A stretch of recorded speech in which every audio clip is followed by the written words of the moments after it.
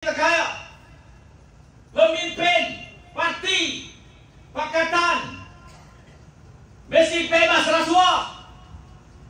Jangan himpun duit negara ini. Beda sama-sama ahli parti, beda pemimpin parti boleh jadi kaya, belah downline parti untuk kekal berkuasa, banyak duit negara. Tak boleh. Kita ada rekod lah. Puak tu nyanyi hoi ya hoi, puak tu hoi ya hoi. Lo dipakat jadi kerajaan dua-dua orang.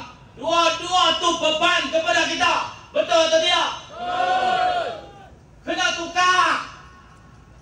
Ni peluang dia PRKN 48. Hantar mesej kepada semua kursi parlimen dan di seluruh negara. PRU 16. Semua ni tak boleh pakai.